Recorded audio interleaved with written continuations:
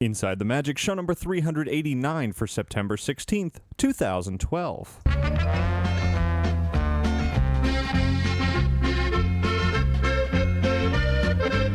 It is Sunday, September 16th, 2012. This is show 389 of Inside the Magic, and as always, I am your host, Ricky Briganti. Got another great show packed with Disney and theme park news and plenty of fun. Before we get to all of that, I do invite you to visit InsideTheMagic.net. There you'll find all of our podcasts, videos, photos, news, articles, and plenty more. And if you ever have any news, tips, questions, comments, anything else you want to send in, you can email me at ricky@InsideTheMagic.net, or you can call and leave a message at 407-494-4ITM. That's 4486. And now, let's get on with the show.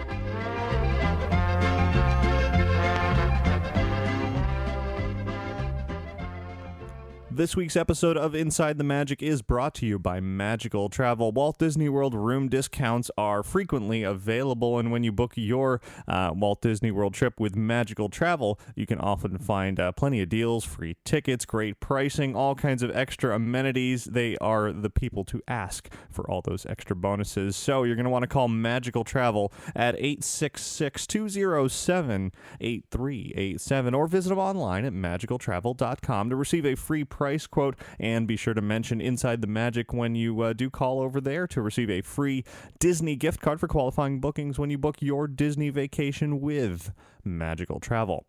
And thanks very much to listeners and viewers like you, and specifically like Lee Stone this week for your donation. Of course, all of our monthly recurring donation subscribers and anybody clicking through those affiliate links, particularly Amazon.com. Anytime you're going to do shopping, just head to InsideTheMagic.net. Click through those links first. We'll get credit for your purchases. It helps to support the show, and I thank you very much for all of it. And now, let's get started with our trip around the world.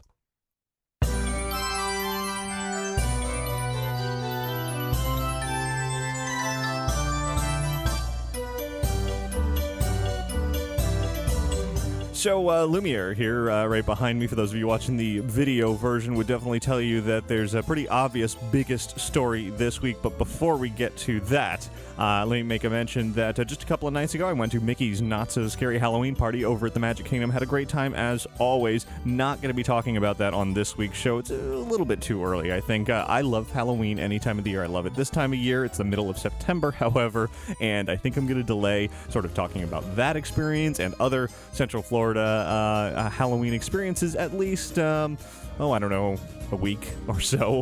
So next week it will probably be a whole lot of Halloween fun. So for now, we'll just put a hold on that, though I will be posting a bunch of great photos and video from Mickey's Not So Scary Halloween Party this week on InsideTheMagic.net and on our YouTube channel, on our Flickr account, so be sure to look for those if you are like me and you want any and all Halloween as soon as possible.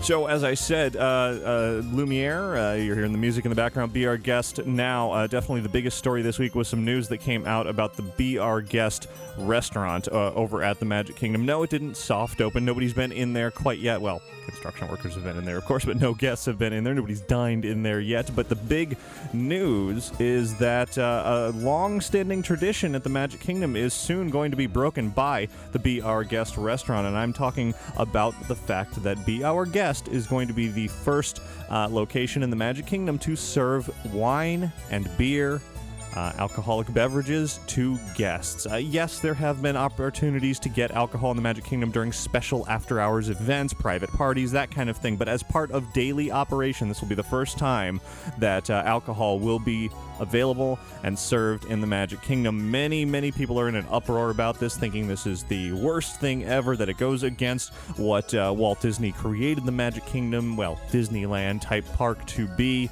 Of course, others are quick to point out that Club 33 out in Disneyland in California does serve alcohol there, and Disney's kind of following a similar path with Be Our Guest in that you cannot order a beer or a glass of wine in Be Our Guest and then take it out of the restaurant. That's going to be prohibited. You have to drink whatever it is over dinner, and they say that it's all really part of the sort of finer dining experience that will be in that restaurant, because it'll be, it's inspired by French cuisine, and anybody will tell you that when you're eating French cuisine, a nice wine would certainly go with that. Of course, not everybody is agreeing with that. Many think the Magic Kingdom should continue to be completely alcohol-free, but that will no longer be the case as of November 19th.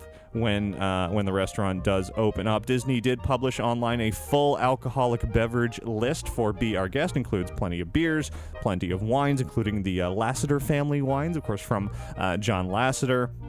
And so there it is. Whether you're a fan or not, Disney has made up their minds. They will be serving both wine and beer at Be Our Guest. In addition, Disney also made public this week the full dinner menu, a PDF online of for the Be Our Guest restaurant. That we already kind of knew all of the items that would be part of the menu. Accompanying the menu, Disney also released some wonderfully delicious-looking photos of some of the items that will be served there. A lovely steak and all kinds of just glorious looking pictures. Hopefully when they're served actually in the restaurant, they'll look just as good as these photos that Disney has put out. Of course, you can head on over to InsideTheMagic.net to see all of that and read more about the availability of alcohol soon in the Magic Kingdom. One more note related to that.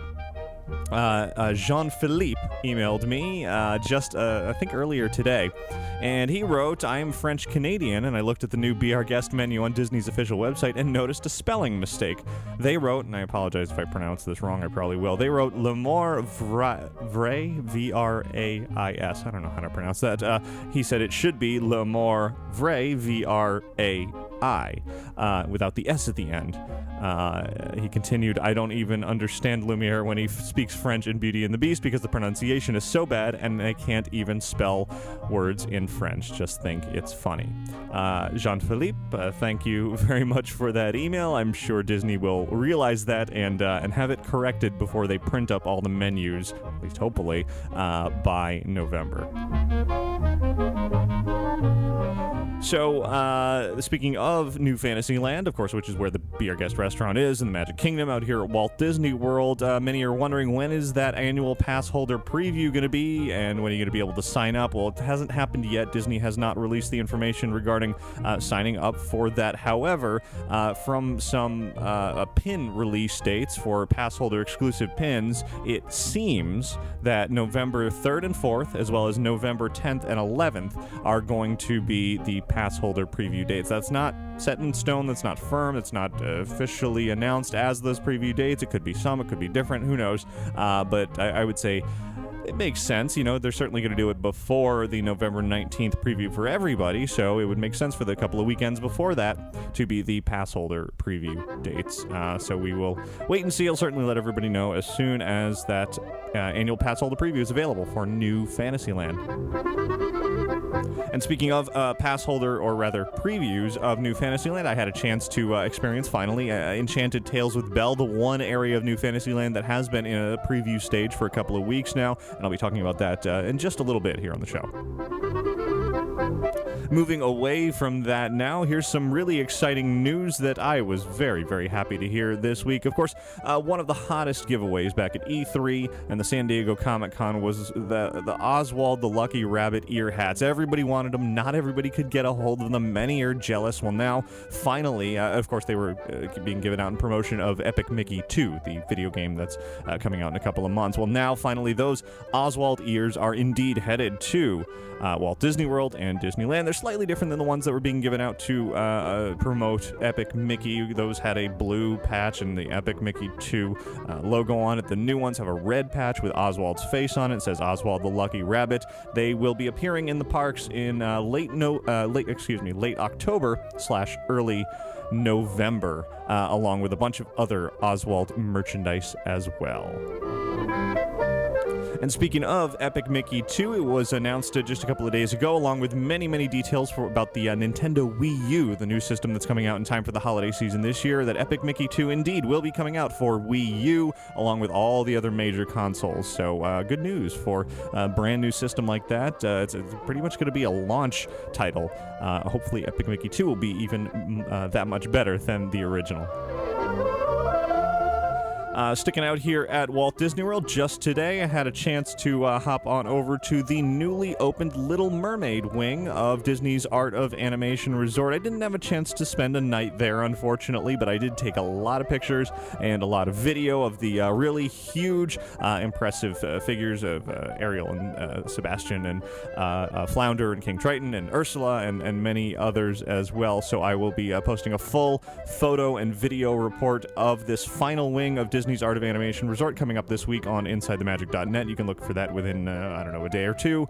And that indeed does complete Disney's Art of Animation Resort. It is completely officially open. You can now book a room in any of the wings and family suites, non-family suites. The Little Mermaid area, of course, has outdoor access to the single regular rooms. It's not indoor access like the family suites are. I'm sure there are many other differences as well that I will be writing about, as I said, very soon on the website this week. For those of you who are Disney Vacation Club members, there's a great offer for premium annual passes that was just announced this week out here at Walt Disney World for $399 from beginning in October through December of this year. You can get that premium annual pass. I actually just renewed my annual pass, I think, yesterday, and it was more than $399. So great deal for you DVC members out there. Now, as I said earlier, lots of Halloween excitement going on, and I'm not going to be covering a lot of that. Actually, just a tiny little itty-bitty bit of Halloween coming up a little later in the show. But right now, I do want to mention that, of course, coming up this week is one of the biggest weeks of the year in terms of Halloween, as far as Universal's Halloween Horror Nights opening this coming Friday, the debut night, both out here in Orlando as well as in Hollywood. Hallowscream over at Busch Gardens is starting. Mickey's Not So Scary Halloween Party is already going on select nights, and many other events are starting as well. And just a couple of days ago, I had a chance to preview a bit of Halloween Horror Nights, talk to many of the creators and the designers, check out costumes and masks, and actually walk through a couple of the haunted houses even, which was a real treat to be able to do that in advance of the event. I walked through the Silent Hill haunted house with the lights on, no actors or anything, no effects. They weren't even quite done building it yet, but it was great to see all of that. And then I also walked through the Dead End haunted house. Again, this is Universal Orlando out here, and that one they did pack with the special lighting and sound effects and actors and everything, and they let me bring a video camera through as well as take pictures, and all of that is over at InsideTheMagic.net, to where you can read all about the event, see those experiences, and so for those of you who may be a little too timid, you're just kind of curious to see what it's all about, definitely head over to, I think I posted 4 separate articles from that preview, and certainly many, many more to come as the event approaches this week. Now let's hop over to Disneyland and talk about the Glow with the Show Mickey ear hats here for just a moment, where Disneyland has announced a new annual pass holder offer where they are allowing guests to have to get a free pair of the Glow with the Show ears, and the way to do that is simply make a purchase of $50 or more at select locations between September 16th, which is today, and September 22nd, which is not too far ahead, about a week or so from now, while supplies last. So if you've been thinking maybe you want the Glow with the Show ears and you didn't want to pay the $25, just go buy $50 worth of merchandise or more, and you get that free pair for you to wear and enjoy through a World of Color and Fantasmic and all that good stuff.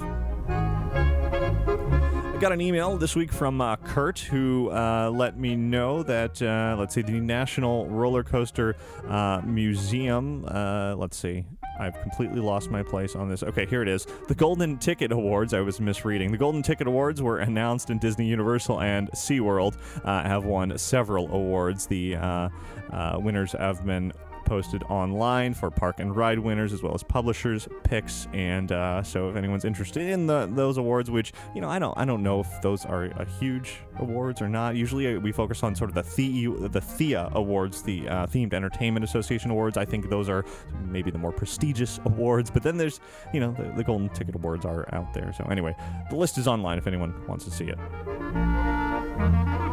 So moving on to the world of movies now, Disney has been publicizing Wreckit-Ralph quite a bit, and this week they let it be known that a bit more information about the music that'll be in the film. Composer Henry Jackson, of course, is doing the score. In addition, music will be added to the film from Skrillex, AKB48, who I have no idea who they are, but I'm sure some of you out there do, Owl City, and Buckner and Garcia will all be contributing to the soundtrack for that film. Of course, the film comes out on November 2nd, and a new trailer for it, including Sonic the Hedgehog, came out this week, as well as a new poster for the film. Also, I'm really looking forward to it.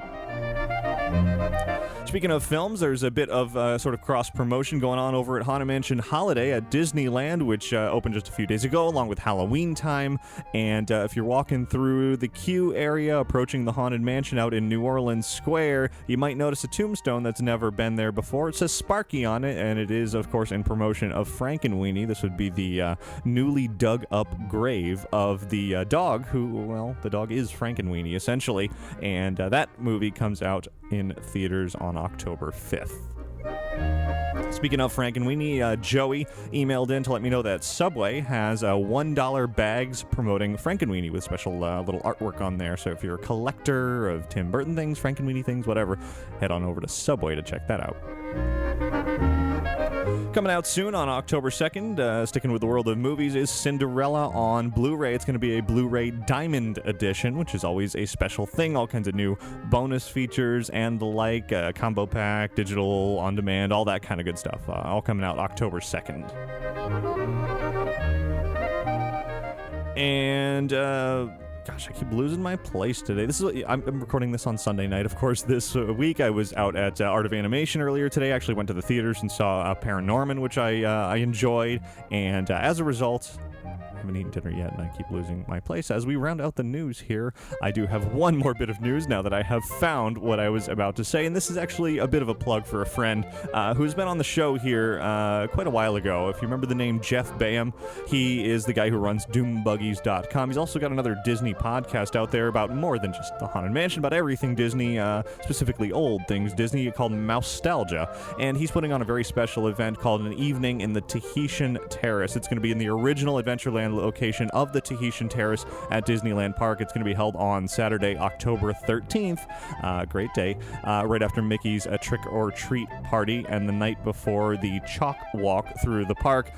Guests will basically encounter or experience a recreation of the original Tahitian Terrace show developed by Disneyland Entertainment, featuring Polynesian dancers, knife dancing act, no throwing, a Polynesian band, a buffet dinner, and dishes from the original Tahitian Terrace menu. Special guests will be there, including Kevin Kidney and Jodie Daly, who we've had on the show before, talking about their excellent artwork. And Imagineer and Disney legend Rolly Crump is going to be there, which is a really wonderful treat for everyone who is going to be there. He's going to talk about his work on Enchanted Tiki Room and Adventureland and the Tahitian Terrace itself. Guests will also take home a souvenir replica of the Tahitian Terrace menu and some other goodies. Tickets are available at $259 per person. And Twilight tickets to Disneyland are also available. Yeah, it's a little bit steep, but it's quite the experience to bring back an old thing at Disneyland like this. It's less than 2 weeks available now for people to buy tickets. So give it a whirl, and I suppose it would help if I could tell you where to get tickets. That's the one piece of information that seems to be missing from my notes here, so I am looking that up right now as we speak. You can go to Mousetalgia.com, of course, is the location for their podcast, and there's a link on there to where you can get it, and I'll spell that for you. It's Mousetalgia.com. That is going to be the place to pick up those tickets, and I unfortunately can't make it to the event, but if any of you Inside the Magic listeners or viewers out there decide to go, I'd love to hear a report because it sounds like Jeff and his group are putting on one heck of an official, unofficial event at Disneyland, so have fun with that, and that is it for your news from around the world this week.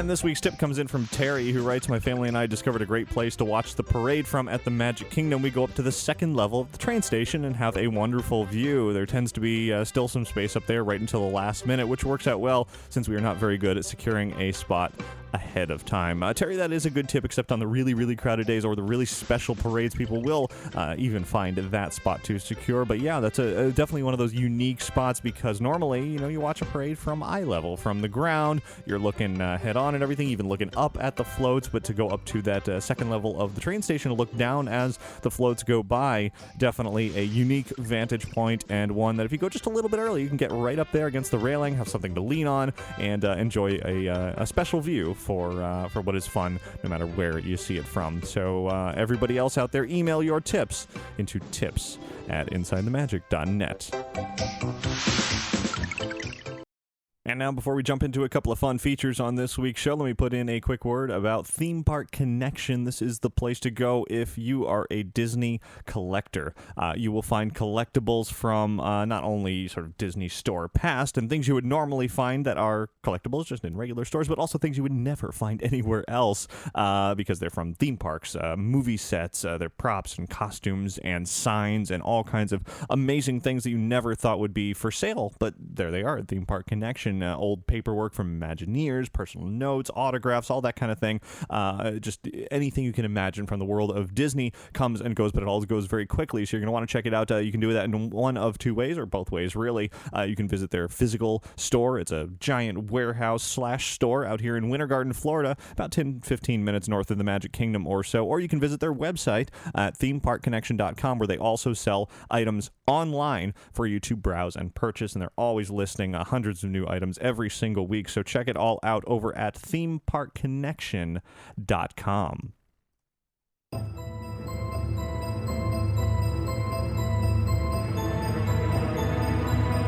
So I said earlier I wasn't going to talk a whole lot about Halloween on this week's show, but I had to talk just a little bit as we're sort of easing our way, as I said last week, into the Halloween season, whereas next week I think I'll be talking much, much more about it. First up, I have an email from Devin from California, who wrote in about a few things happening at Disneyland's Halloween time this year. Devin writes, "All the decorations are out and Haunted Mansion Holiday is there, where there will be no fast passes this year at Haunted Mansion Holiday, just the regular line."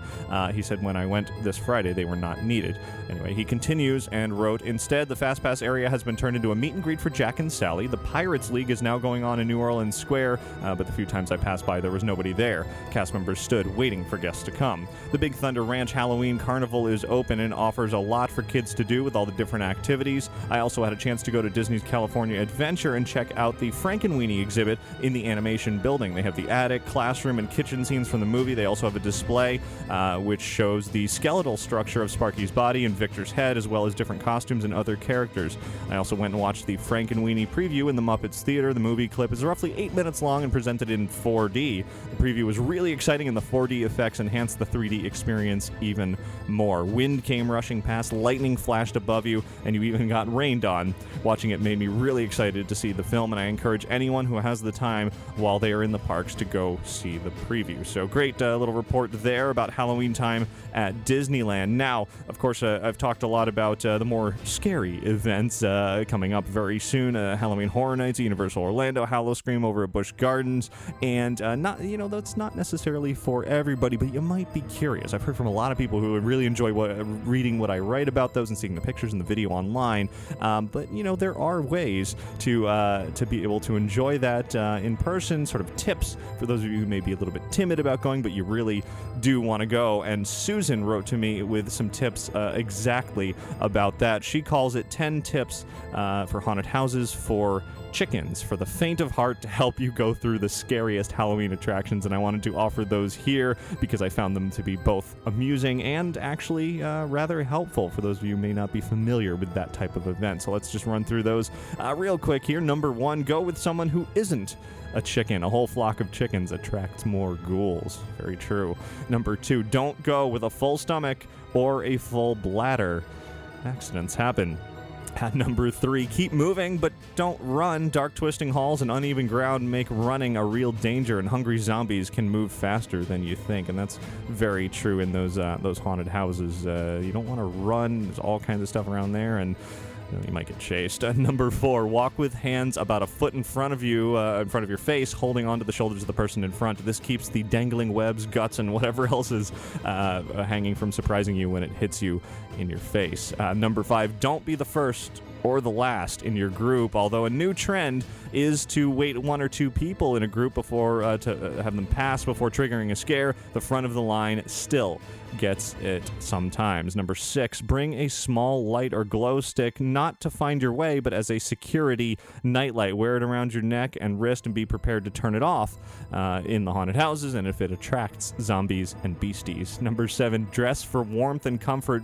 Being chilled makes you more edgy, and bare skin is more sensitive to textures, and you might have a long wait outside, so think of a trench coat as a cool-looking vampire armor.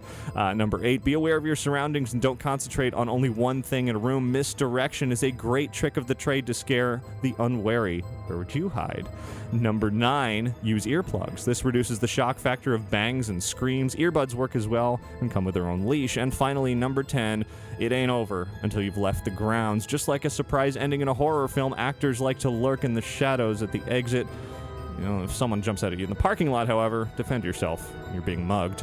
And of course, always follow the house rules, respect the actors, and have fun. Susan, thanks very much for sending in that list. It's all very, very true, though I don't know that I would recommend wearing a trench coat out here in Florida because it's hot even in October, and you might get a little too warm going through those haunted houses, which the haunted houses themselves are often very hot. But other than that, definitely some great tips for enduring the scares for newbies, for chickens, as you put it, for the faint of heart, and Halloween Horror Nights, Howl-O-Scream, and all the other many haunts around the country. There's local ones everywhere. I do encourage everybody to check it out. They are often so much fun if you just give it a shot and kind of put your fears aside just a little bit and join me for some of the spookier side of Halloween attractions.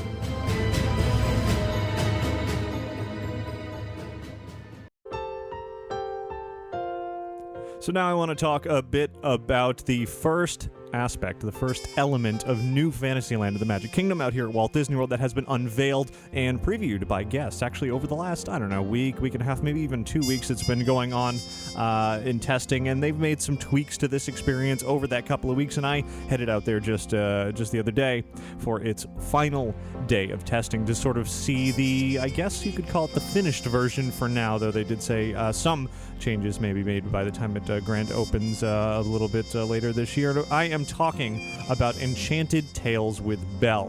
None of the other areas of New Fantasyland have been uncovered yet. They're still very much behind construction walls, but for the past, like I said, couple of weeks or so, they have allowed a limited number of guests to step behind those construction walls, walk amongst the Fantasyland forest, at least just a little bit of it, and then take in this new experience. And I call it an experience specifically because that's what Disney's calling it. It's not a meet and greet. It's not a show. It's not an attraction. It is an experience is probably the best word for it because it's something new that Disney is working on, and I want to talk about that and also share with you really what it's all about. So let's sort of journey on over to the Magic Kingdom now to take a closer look at New Fantasyland. Of course, recently the walls came down around part of the new Cinderella Castle courtyard, walls that have been erected. This is sort of an extension of Cinderella Castle that has been created very much in the same look and the same style as Cinderella Castle itself. The same sort of gray, multi-toned rock work, stonework, as well as some blue turrets. The exact same look that everybody's recognized from the iconic Cinderella Castle for so many years, and it's extended outward now behind the carousel to encompass that whole area. And those walls are now being revealed. They look fantastic by day, and by night really will encompass that whole area and separate the castle area from the sort of outer lying land of Fantasyland, which will be the Fantasyland forest. And in one of the archways is where Disney has, as I said, been allowing some guests to pass through and cross over a wonderful stone bridge across from Cinderella Castle and make their way through lots of foliage and areas that look like they'll probably have water at some point, but don't quite yet, and on into Maurice's Cottage, the first available area of the Beauty and the Beast section, Belle's Village, if you will.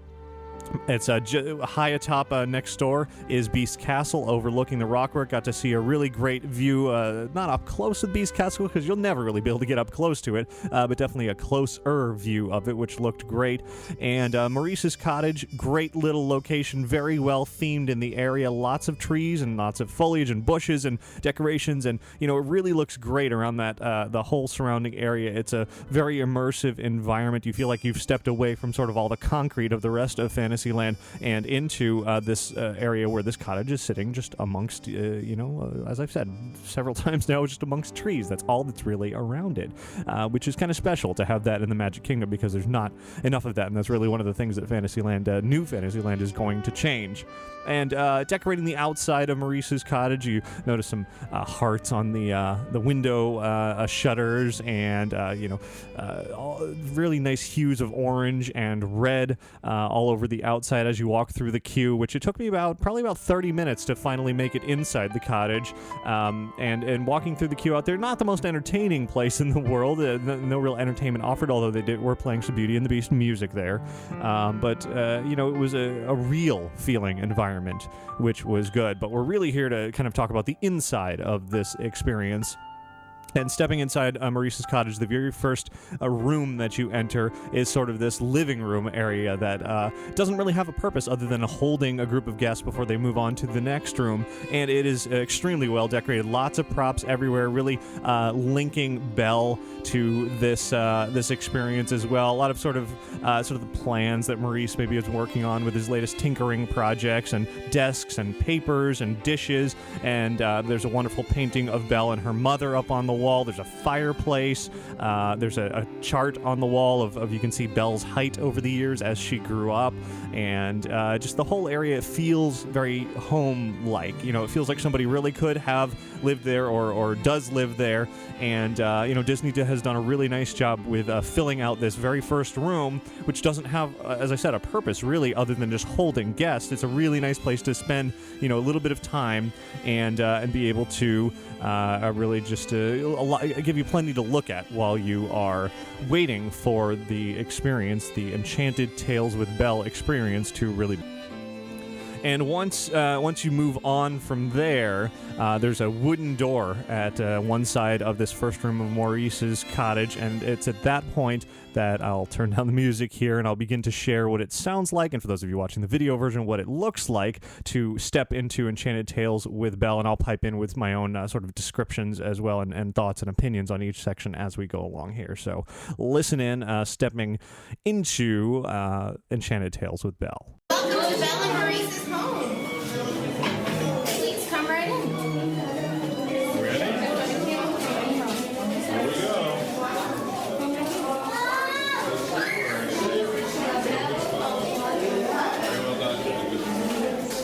Welcome, bonjour, happy anniversary. Welcome. Her shoes are enchanted too. It's a pretty enchanted thing. Welcome, bonjour. Welcome to Maurice's workshop. Happy birthday. You're very welcome. Come all the way in for us, folks. Welcome to Maurice's workshop. Right this way, we're going to fill in all that space in the back, all the way to the right-hand side. Yeah, we want as many friends of Maurice's as possible. Right this way, everyone. Welcome, bonjour. Here to Maurice's workshop. You're very welcome. We're going to fill all that space. So as you can hear there, I'll pause that for a second. The cast member in there is welcoming everybody into Maurice's workshop repeatedly as everybody files in. And as you walk in, you see more of sort of what Maurice has been tinkering with all over the room. It's filled with all these little sort of knickknacks and sculptures and things that are related to Beauty and the Beast, of course. And in front of you is a big mirror as well, with sort of a barrier that everybody naturally sort of flocks to and stands in front of. It's very clear that everyone should be looking at that mirror. Seems like the natural progression of the room, but also, it's an open room and you could wander around a bit and really get up close with all the detail. And here, all of the really great level of detail from that first room of Maurice's Cottage really carries over into here, though it is a bit more dimly lit in this room, a little harder to see what you're doing. And as I said, very clearly an emphasis on this special mirror that's ahead of you. And I'll jump back now over there to let the cast member explain a little bit more. Well, ladies and and gentlemen, as you know, Maurice is an inventor, and you are standing in his workshop. If you look around, you see many of the plans and actual working models of some of his inventions.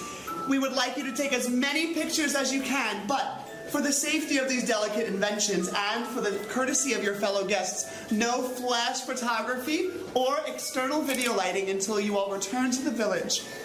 All right? But Maurice has a lot of inventions in this room to see. One of my favorite ones is right up here, the adjustable chandelier. Also in this room is this beautiful mirror over here. This mirror was a gift from the Beast, and it lets Maurice visit Belle in the castle at any time he wants. And before we continue there, let me put in a word about the first sort of weird thing about this experience is, as you heard, the cast member made it very clear that there was a lot to look at in this room and that anybody could take as many pictures as you wanted. Just turn off the flash because it would obviously ruin the experience for everybody. It is a dimly lit room. However, he continues very, very quickly now, and there really is no time to take pictures whatsoever. So I don't know why, even bothering mentioning, saying, hey, you can take all the pictures you want when there's really no time at all to take pictures, because immediately the experience continues like this. And I know the perfect time that we should visit. So repeat after me. Take me back to the day Belle and Beast fell in love. Take me back to the day Belle and Beast fell in love.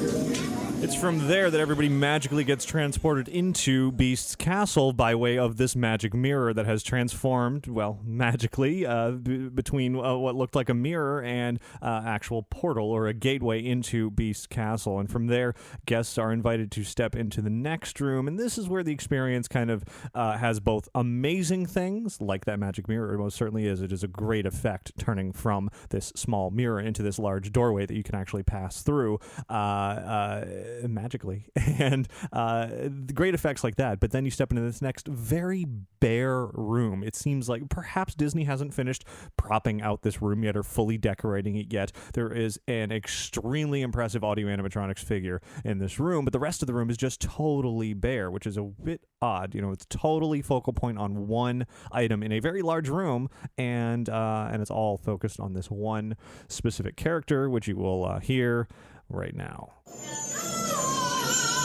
Welcome to the castle. Come in. Oh, how wonderful. We just love having visitors, even though the master can be a bit of a beast sometimes about him. Oh, and please, let's have the young ones right up front. That's it. And grown-ups behind them, so everybody can see. You can see me, can't you? Yes! Oh, I am so excited. Are we all here? Oh, ready to begin? I think we are. Wonderful. Bonjour, everyone. Bonjour. Aren't you a good-looking bunch? Especially you in the back. This is so exciting. Tonight's the night Belle and the Beast fall in love. Well, at least we hope so. And to help move things along, you're all going to surprise Belle and act out the story of how they met. Oh.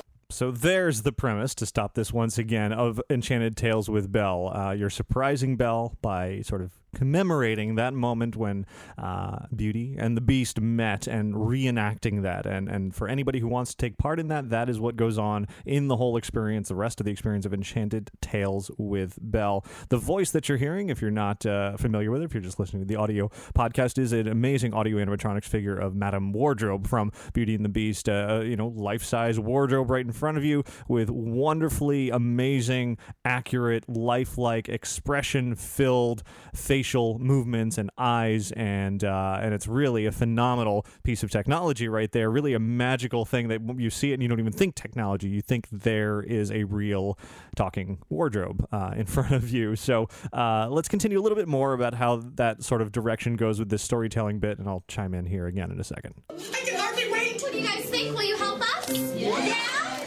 Wonderful. And we have enough parts for everyone. First, we need 2 big, strong suits of armor to march around and protect the castle. Okay, everybody, I'm looking for 2 strong suits of armor. Can I have the adults in the back start marching? March, march, So march. here the cast member has pulled out these, for lack of a better term, cardboard cutouts of characters from the wardrobe, opened up the wardrobe, and is handing them out to guests. We'll need someone to play the master, the beast. He has a mighty roar. Okay, everybody, roar! And so it continues through a series of characters pulling out these cutouts from the wardrobe. They are flat, two-dimensional pieces that represent different characters. Maurice gets locked in a dungeon where he shivers from the cold. And inviting guests to participate by being these characters in a way. Stand right over And here. of course, we need someone to play Philippe, Maurice's horse. Philippe says, "Yay!" Okay, guys, nay! Just like me. Hey, good job. And on it goes. I won't include it all here because you can head on over to our YouTube channel to watch every bit of it. I'll skip ahead a bit. Once all the parts have been sort of given out, that's when we set up what's going to happen in the next room. Bravo! Bravo! Oh, I know you're going to be just wonderful. Belle will be so delighted to see you. Just wait till she sees your performance. It'll be fabulous. Now, Lumiere will be calling you in soon, and when he does, file into the library quickly and take your seats. Oh, and remember, it's a surprise!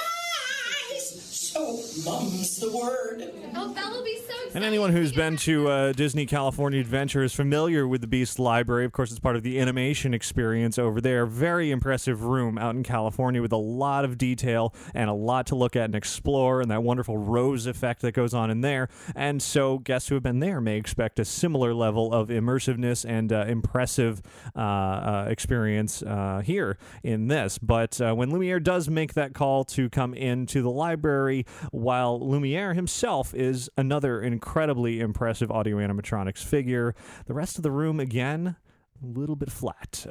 Books lining the wall everywhere, and you know, well, here, let's just listen in as we travel from one room to the next. Come on in.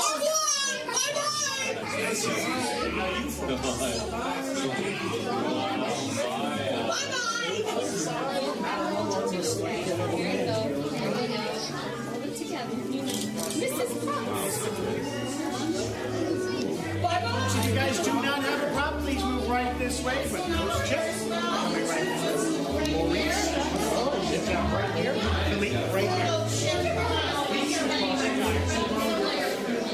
So lots of commotion, as you can hear, as you enter from one room into the next. Lumiere's sort of sitting up or standing up on the fireplace mantle, waiting for everybody to come in before offering some further instructions. And around you, there's a great chandelier overhead, but around you are all these sort of flat representations of books everywhere. And, you know, it's a nice room, but it doesn't quite have that same immersiveness as, say, the beginning of Enchanted Tales with Belle, where everything was a three-dimensional prop filled all throughout the area. And I would love to say that this may not be a finished version. We're still a couple of months away from it officially opening, but in talking to various people at the attraction, it seems to be more or less a complete experience, and they're really just looking to tweak the flow of it at this point. So what existed in this preview is a very, very good indication of what ultimately will become Enchanted Tales with Belle. And so with all that said, let's sort of listen in on how it progresses now with Lumiere and, of course, the surprise for Belle.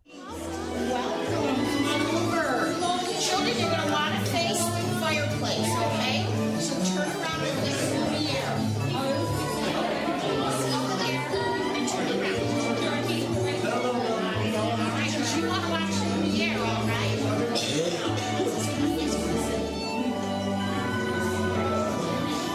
Everyone has a seat.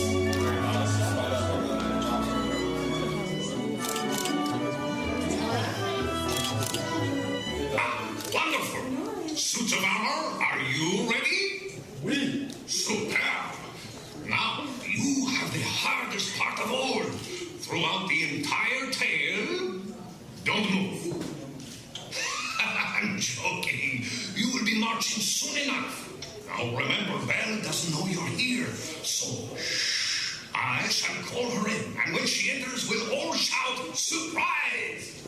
Everyone, when I say now, you shout surprise. And before we get to that surprise, let me chime in by saying this Lumiere animatronic figure is unbelievable. It is so lifelike. It is full size. It's got a great animated face to it, and its arms move around, and the realistic candles on its head and its his hands as well looks phenomenal. And because that figure looks so good, the rest of the room kind of I guess suffers a little bit because it's not quite as amazing as this figure is. For this and the wardrobe animatronic to be in an experience like this, however, that's not a ride, it's not a show, it's something else, some other type of experience, is nice, to be able to walk through something like this and get that sort of level of wonderful animatronic figure that everybody always enjoys and really brings these characters to life so well. But of course, the most lifelike character of all is Belle herself.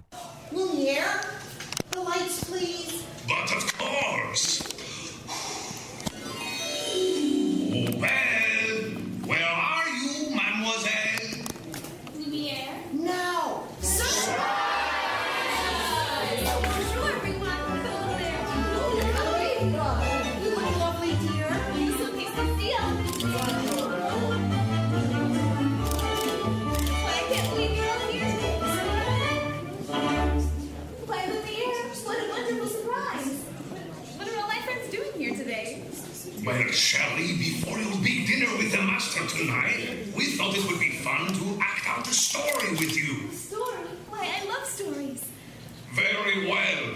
Let us begin. Once upon a time, there was a charming, intelligent young woman whose name was Belle. Belle lived in a quiet little village, and each morning to everyone, Belle would say, bonjour. Bonjour, everyone. Then, one night when her father was away on a journey, Belle heard the sound of galloping. Everyone gallop. It was her father's horse, Philippe, returning to town. But Maurice, he was not with him. Belle asked Philippe where her father was. Philippe, where's Papa? Which meant, I think he's somewhere in the forest. So Belle set off through the forest to find her father. Papa? As she searched, she could hear the wind whistling. Papa?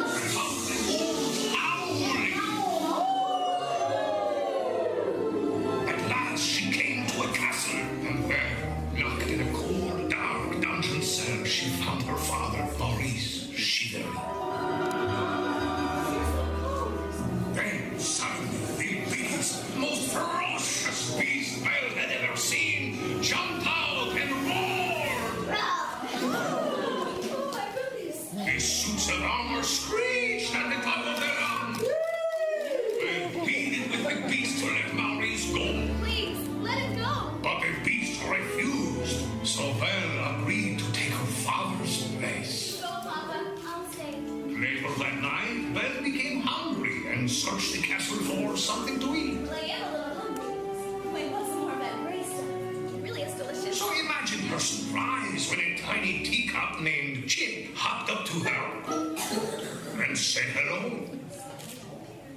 Oh, hello. Then Mrs. Potts hopped up and poured her a nice cup of tea. Suddenly, all the enchanted objects jumped to their feet. The suits of armor marched in time as we invited everyone to be our guest.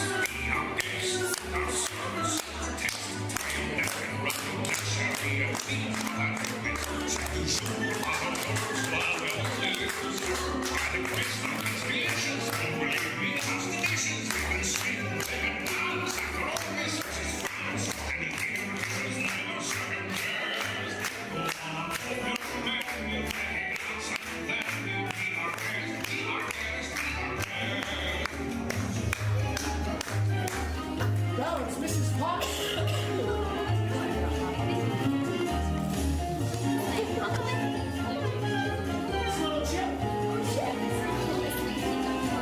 Suits of armor, keep marching. Mama Maurice. Don't shake her. Dancing gently. Okay. So laughing portraits. So perishing. So darting footstool.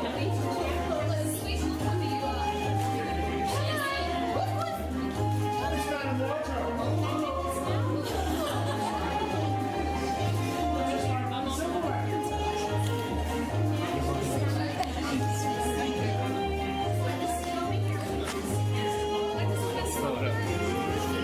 Be our guest, be our guest, be our guest.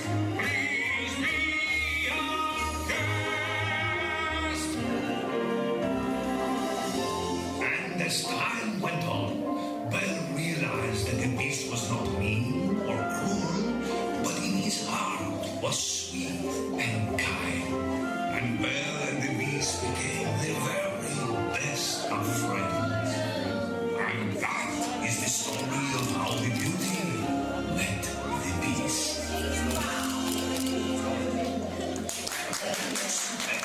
Magnifique, thank you all so much.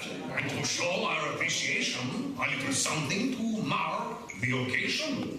Belle, your bookmarks. So that mark the occasion is Disney's code for Belle handing these little bookmarks to those who participated in the experience and then quickly posing for a photo from a PhotoPass photographer who's kind of hiding a little bit amongst the crowd. And this is where this experience gets a little bit different. This is not your typical meet and greet experience at this point. As you heard, they just went through quite the elaborate story. And they went through the whole tale of Beauty and the Beast, a lot of interaction with those who were picked to be part of this small crowd. You know, there may be, 7, 8, 9 of them out of a crowd of probably 30 people or so. Everybody else was seated on benches in this library room watching that whole time, especially toward the end when they're marching around the room during the Be Our Guest song. All together, everyone who is, just sitting there's mostly children, of course, chosen, and those who are there with children, of course, are excited about seeing their kids participating. Those who are not there and don't have anybody participating are just kind of sitting there thinking, well, okay, this is cute, I guess. And it progresses from there, and it's a nice story, and it's fun, and, it after that, it gets odd because those who participated get their photo with Belle, and everybody else kind of doesn't, unless you make it really known very well that that's what you want out of the experience. There are cast members in there, of course, sort of looking for people who seem to want their photo with Belle, but this is one of the areas Disney's really trying to work on here. It's something that they are sort of trying to find this interesting balance between having this be a different sort of experience and moving away from that sort of wait in line, get a photo, wait in line, get a photo, meet and greet experience, but at the same time, you also still want that photo. And for those who didn't get it, and I went through this expecting to leave with a photo with Belle and did not have that, and it wasn't even offered that in the end, which was a bit surprising and odd. But again, this is not being built as a meet and greet, so it's something new and something different. And whenever that happens, Disney certainly needs to find their way or their method for making this make sense to guests who may be expecting one type of experience and get something completely different. So from there, some photos do happen, and then it all wraps up shortly thereafter with a grand exit for Belle before everybody's asked to leave the library.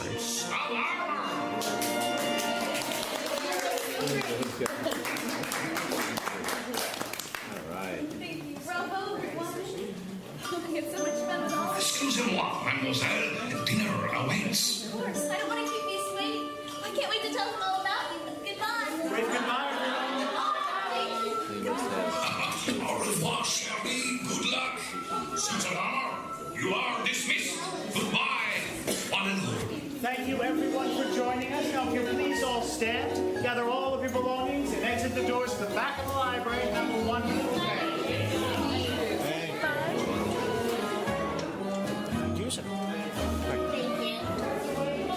And everybody exits at that point and heads on back out into New Fantasyland, into a new area of the park. And, of course, not all of it is available quite yet. In fact, even Enchanted Tales with Belle is not quite available anymore.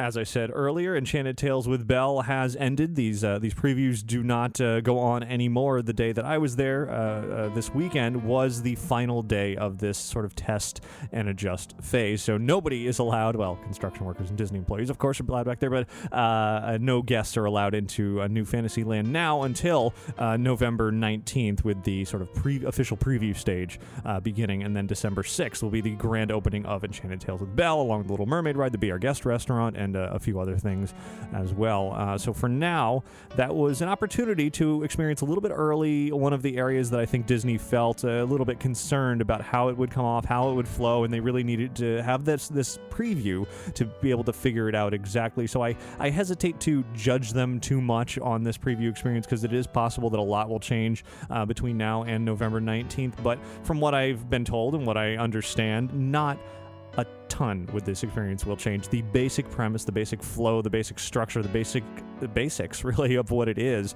will remain the same, and it is indeed a little childish. Yeah, it's the Magic Kingdom, yeah, it's Fantasyland, but everybody should be able to enjoy an experience like this, and certainly can on some level. The animatronics are amazing, of course the music is fun, and the detail level in some of the rooms is great, but once you get into sort of this storytelling reenactment area, it doesn't really appeal to the vast majority of guests. It'll appeal to a very small section of guests who want to be engaged in that way, in a storytelling way, and want to be sort of holding these cardboard cutouts and prancing around the room and doing all of that kind of thing. Everybody else just kind of sits there going, yeah, I guess this is kind of cute.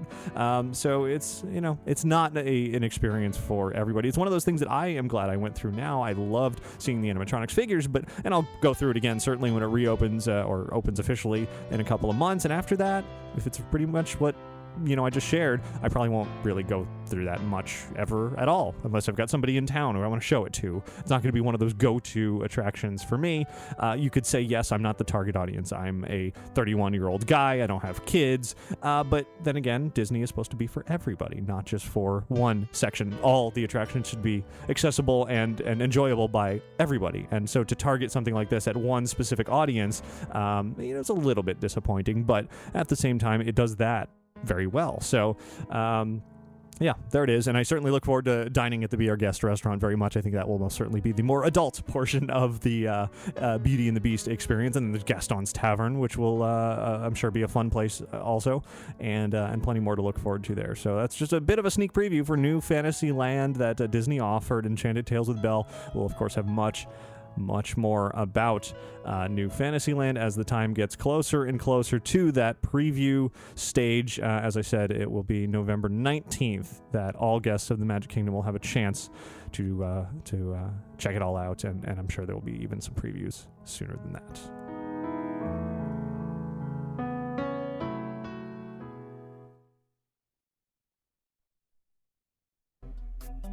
And now, before we round out the show with a little bit of a listener feedback, let me put in a quick word about Lanyard Lab. This is the place you want to go if you need custom lanyards, whether you need to wear a name tag or an ID around your neck, or you're going to a convention, or anywhere you need to promote a business. You can definitely use custom lanyards as promotional items. Put your own logo, colors, text, whatever it is that you want on there. And you can do all that by going to lanyardlab.com and filling out our quote request form. Submit all your information to us. We'll email you back with a price code along with the proof showing you what the lanyards will look like. No obligation for any of that. It is free to preview, and if you're happy with what you see, you can easily buy it online. So check it out over at lanyardlab.com. That's LANYARDLAB.com. Hey, Ricky. Hi, Ricky. Hi, Ricky. Hey, Ricky. Hi, Ricky. Hi, Ricky. Hey, Ricky. Ricky, this is amazing. Ladies and gentlemen, boys and girls. Inside the Magic listener feedback.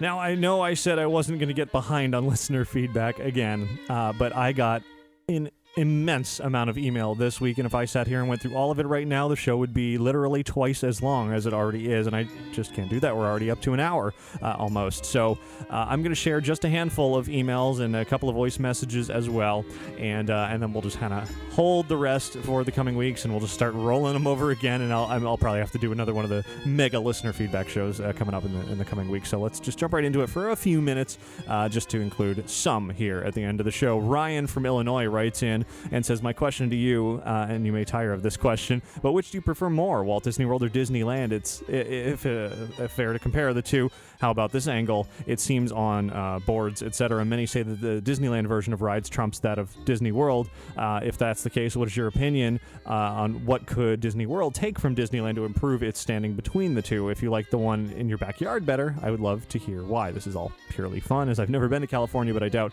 you would have anything but a special day at either park, either place, rather. My second question, I know there's speculation out there about a Cars Land type product coming to Disney's Hollywood Studios. In your mind, why isn't there more at Disney's Hollywood Studios with a Pixar theme? I'll be honest, the queue of Toy Story Mania is fun, let alone the ride. Why not have Honey, I Shrunk the Kid type areas with Pixar themes there? The atmosphere of the parks are just as important, sometimes more so than the rides themselves, and comparatively speaking, I wouldn't think these areas would cost as much either than a single ride. Maybe a Mickey's Toontown feel with a Pixar theme. Ryan, good questions there. The comparison between Walt Disney World and Disneyland is a tough one because I really have to look at it like Disneyland Park versus Magic Kingdom. That's a fair comparison, and for that comparison, I do like Disneyland Park better, mostly just because it feels right. You know, it's where Walt walked. It's what Walt built. It feels cozy. It feels right. It feels comforting. It just all the little pathways and the history to it, and it's just, you know, every way everything is laid out, and little areas that don't necessarily have a purpose other than just to exist and look nice. And then you come out to Walt Disney World, everything is huge and sprawling, and they did that because there was, you know, less land available in Anaheim, but, you know, it just has that sort of different feel. So I do like Disneyland better than the Magic Kingdom. However, as a whole resort, Walt Disney World clearly offers so much more than Disneyland does, just because it is so much bigger. There's 4 theme parks, 2 water parks, so many hotels. I've even lost count at how many hotels there are. It's over 20 now, and so much more as well. Whereas the Anaheim Resort is so much smaller. But then again, Disney California Adventure has made some massive improvements lately, and I like that park more than Hollywood Studios now, which is probably the best comparison across both coasts. So I think right now Disneyland sort of has a few check marks in their favor, but I wouldn't necessarily say that one coast should borrow anything from the other. They should exist sort of on their own and do their own thing, catering to different audiences. And I wish some of the elements of Disneyland would come out here, but then again, maybe that would make Disneyland a little bit less special when I go out there. As far as your second question, why not more Pixar? A lot of people would say, why so much Pixar? Actually, I tend to think that there's, you know, sort of that, you got to find that balance in there. I think Tomorrowland is too much overrun with Pixar right now. It needs to be more sort of original Disney ideas, and if you take some of that out and make a bigger Pixar land over at Hollywood Studios, that would be fun. I don't really like what's going on with so much Pixar in such random places, like, you know, the seas. Although I love Nemo, I really like it more in the submarine voyage than I do over the living seas, because I, you know, have fond memories of sort of the old living seas. And I don't know, it just depends on where it is and how it's integrated. I don't think we need more play areas. As you said, I'm not really a big fan of play areas because, again, like I was just saying a little while ago with Enchanted Tales with Belle, play areas really accommodate one specific audience, young kids, and don't so much appeal to everybody else. I really like the attractions and shows and anything that can appeal to a broad audience. So I don't even know if that answered the question, but there is. And now, how about a voice message from Ron? Hi, Ricky. This is Ron calling from Smiths Grove, Kentucky. And I know you said that this was rather silly on last week's show, but I was listening to last week's Inside the Magic, and I just wanted to give an input on what I think you would be as a car. I thought it was rather obvious. You would be a Ricky Lamborghini. So that's the kind of car you would be, because you're kind of sporty, and I think that's a great play on your name. So that's just what I wanted to put in. I've been thinking that for a couple of weeks, thinking somebody would call in and say that, but I haven't heard it. So, Ricky, you would be a Ricky Lamborghini. See you later. Bye. Thanks, Ron. I don't know if I would consider myself very sporty, like you said, but certainly the name works very well, so I like it. Thanks for the call. Let's just do a couple of more emails here, and then we'll wrap up for this week. As I said, carry over a whole lot more listener feedback for the future. Heather writes in and says, my husband and I are heading over to Disney World on the 21st of December. Is there a particular time of day you would recommend heading into the parks to miss the heavier crowds? We expect it to be very busy, but if we went on a day with extra magic hours, would we be better holding off until the evening to head into the parks, or do we run the risk of not getting in, or are the crowds more hectic during the darker hours? We try to come over to Orlando once a year, normally during October because we love Halloween, but this is our first time during Christmas. Heather, really good question. I often get asked what time of year, what time of a month, but I think this is the first time I've ever been asked about time of day to visit the parks, and it is actually an important topic because there's a lot to consider there. You're going, you said, to the 21st of December, very busy week. It's Christmas week, so you're going to find heavy crowds no matter what time of day you go, but if you really want to sort of work around the system a little bit, watch out for those extra magic hour days. Actually, don't go to the park with the extra magic hour days because everybody gravitates toward that park. Go in a different direction and go to the park that doesn't have extra magic hours. Yeah, you don't get the extra magic hour, but guess what? You'll make up for that with less people trying to all, cram in for that extra magic hour. In addition, there is a sort of flow for people. Those who show up very early in the morning for something like extra magic hours or even just rope drop park opening will be at the park. If they're a whole family, you have kids, happy, fun time, make it through lunch, and then by midday or so, it's even in December, it can be hot. It's certainly crowded. You're cranky. You're tired. And a lot of people will leave and go back to a hotel, take a nap, go in the pool, whatever. Maybe not so much pool in December, but depending on the weather. But regardless, sort of entering the park during that time when a lot of people are leaving right after, say, the 3 o'clock parade is a really nice time to go into the park and sort of go against where the crowd flow normally would be. And then you can enjoy that until the late hours. Certainly in Magic Kingdom, a lot of people pour in at night because it's one of the parks that are open the latest, and you get extra fireworks and parades and all that kind of thing, especially at Christmas time. So it is pretty busy at night there, so maybe you could take a different direction at night as well. And kind of, you just have to think of, the first thing that pops in your mind, I want to do this. Well, guess what? That's probably the first thing that pops into other people's minds. So go somewhere else and during that time, and then maybe you can sort of try to beat the crowds just a little bit.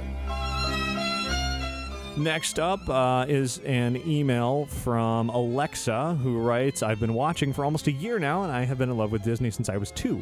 I have very close ties to Disney, so close that I've actually danced with Tempe Dance Academy, my former dance school, and at the recently torn down Carnation Gardens Plaza 6 different times. Recently, I went from living in Phoenix, Arizona, which only takes an hour flight and a 6-hour drive on certain days in the summer. If we're not doing anything the weekend, we'd go to Disneyland and have some fun and relax. About a year ago, though, I went from that to living halfway around the world in Australia.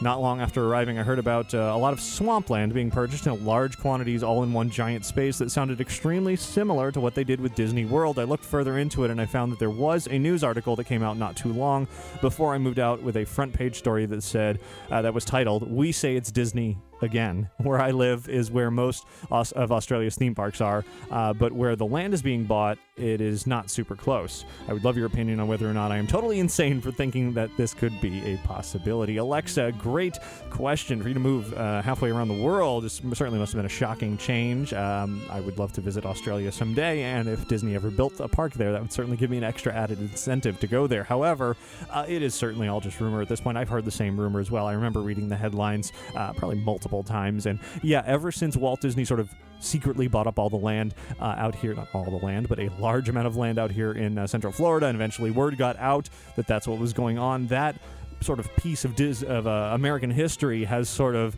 transcended the world to any time anybody is sort of secretly buying up land, you think, must be Disney, must be a new theme park in the works, and it's rarely. I mean, I'm not sure that has happened since then, sort of that secret giant buying of land. Not impossible, but I haven't heard anything certainly firm in that respect. So I wouldn't get your hopes up quite yet, but it's not unheard of either. Certainly a possibility. So let's round this out now this week with one more voice message, just to do something different. Hi, my name is Sarah G, and I really want to know if it's okay for me to go to, or anyone to go to Disneyland by themselves. I am currently 19 years old, and I'm really curious. And how old is it? Can you be to go to Disneyland by yourself? Or if it is. Thanks. Bye. All right. Thanks for the call. An interesting question there. There is sort of a lot of thought about, you go to Disney parks on a family vacation. You go with friends. You go with crowds. You go with school groups. You go with a band. You go with whatever. It's always going with someone. And it's really kind of a weird feeling the first time you go into a theme park by yourself. You get certainly a feeling of freedom. You can do whatever you want, but also you don't have that sort of companionship to share those experiences with. So I can understand the curiosity and the maybe a little bit of trepidation for doing it. There, of course, is no sort of age at which you can and cannot go. If kids are independent enough, kids can roam free in the parks, and there's no problem. It's certainly a very safe place for anybody of any age to be there. Of course, certain young kids should certainly have parental supervision, but for somebody, you said you're 19 years old, definitely go for it.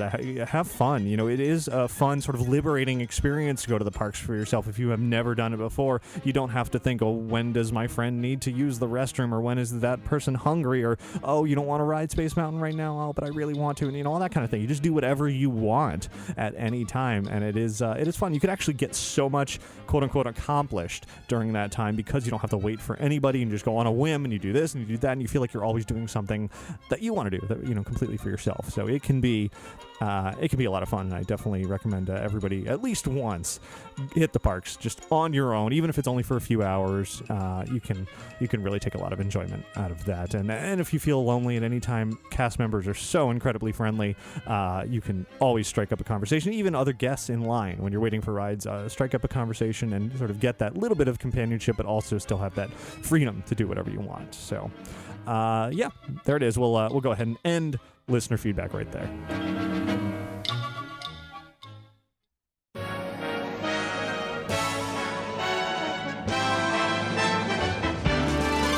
There's a great, big, beautiful tomorrow. So that's where we're going to wrap up show 389, and I do have so very much listener feedback, and I apologize for not getting to it in a more timely fashion, but certainly had a very long look at Enchanted Tales with Belle this week, which I thought was an important thing to bring here to the show right at the close of its preview phase as we move into just a couple of months away from New Fantasyland opening up. Very, very exciting to get that early glimpse. Of course, coming up in next week and the weeks to come, big into Halloween season. I just went to Mickey's Not So Scary Halloween Party, which I have a few things to say about. I'll be going to Halloween Horror Nights and Hallow Scream coming up this week, and then some more events going forward, so I'll definitely be talking more about all of that, but also staying up on all of everything else that is not Halloween related, which I'm sure there will be plenty of as we do get closer and closer to New Fantasyland and Food and Wine Festival, and so many more things that will be going on in the coming weeks. This last quarter of the year is always the most exciting, always the most fun, and I always look forward to it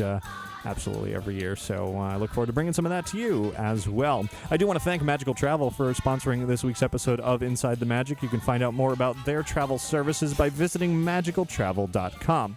Also, check out themeparkconnection.com if you are a Disney collector, or if you just want to browse some really amazing items from Disney history and maybe make a purchase or two. You can visit their website, shop their online store, or visit them in person at their physical store as well.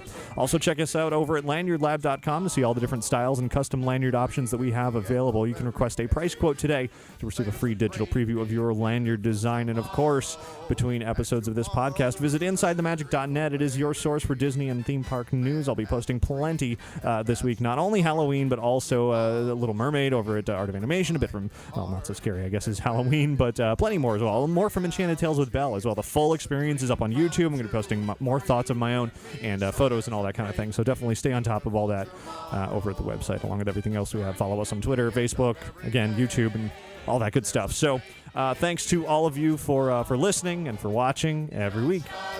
Have a magical week. Goodbye. So there's a great, big, beautiful tomorrow shining at the end of every day. There's a great, big, beautiful tomorrow, just a dream